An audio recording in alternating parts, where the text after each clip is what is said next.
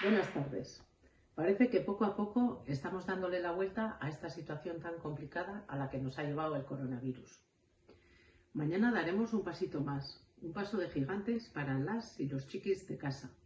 Desde mañana, y dentro de las medidas para aliviar el confinamiento, las niñas y niños menores de 14 años podrán salir a la calle. Lo tendrán que hacer acompañados de una persona adulta, durante 1 hora y en un área de 1 kilómetro alrededor de su casa.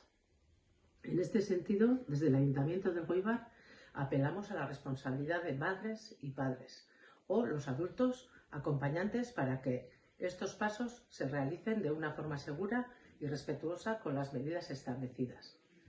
Como sabéis, los paseos estarán permitidos de 9 de la mañana a 9 de la noche. Se recomienda también evitar las horas de máxima afluencia, así como las concentraciones de gente. Recordad también que no se podrá hacer uso de los columpios, parques infantiles o zonas comunes. Los menores podrán llevar juguetes, pero no podrán compartirlos con otros niños y niñas.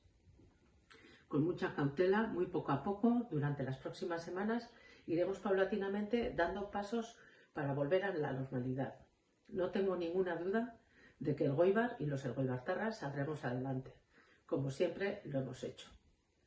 En este sentido, quiero mostraros mi compromiso personal. Os doy la palabra de que desde el Ayuntamiento seguiremos trabajando y colaborando para revertir la situación lo antes posible. Muchas gracias. Ánimo y fuerza para todos y todas.